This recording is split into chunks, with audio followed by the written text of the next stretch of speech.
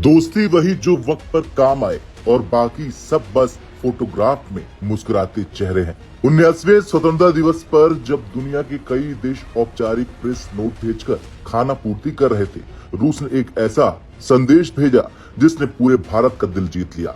लिखा था, प्रिय भारतीय मित्रों, 19वें स्वतंत्रता दिवस के अवसर पर आपको हार्दिक बधाइयां। जय हिंद, जय रूस। ये शब्द सिर्फ कूटनीतिक प्रोटोकॉल नहीं थे, बल्कि दशकों पुरानी उस दोस्ती का ऐलान था जिसने 1971 में बंगाल की खाड़ी के पानी में अमेरिका के 7वें बेड़े को भी ठंडा कर दिया था। रूस का ये बयान साधारण शुभकामना नहीं है, ये एक साफ संदेश है। भारत तुम्हारा असली दोस्त वो है जो तुम्हें लेक्चर देने नहीं, मदद करने आता है।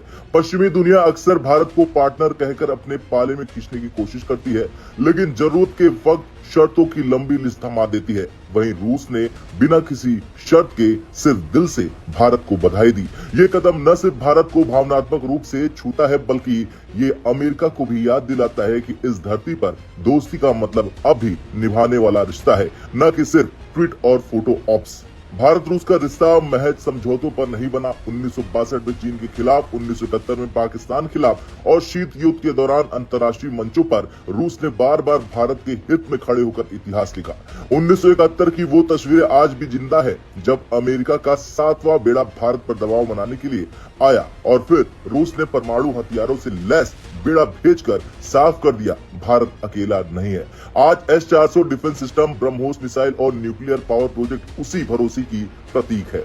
आज अमेरिका इंडो पैसिफिक के नाम पर भारत को अपनी रणनीति में फिट करना चाहता है और ट्रंप की टैरिफ पॉलिसी के तहत 50% आयात शुल्क लगाकर आर्थिक दबाव भी बना रहा है। यानी एक हाथ में दोस्ती का झंडा और दूसरे में टैरिफ का डंडा। लेकिन रूस का संदेश साफ है, लेकिन रूस का संदेश इस दबाव की काट है। ये बताता है कि भारत के पास विकल्प है और हम किसी एक खेमे पर निर्भर नहीं है।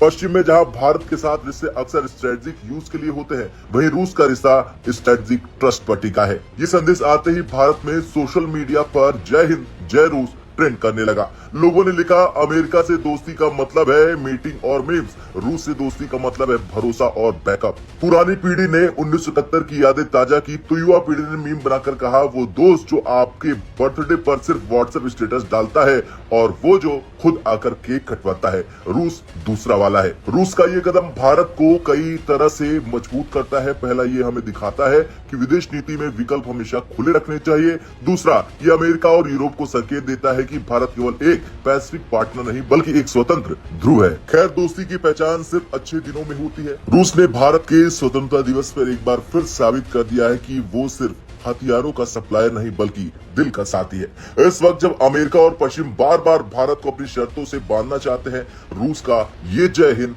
जय रूस सिर्फ एक नारा नहीं, बल्कि दुनिया को भेजा गया भारत का साथ निभाने का वादा है। और इसलिए हम भी कहते हैं, जय हिंद, जय रूस।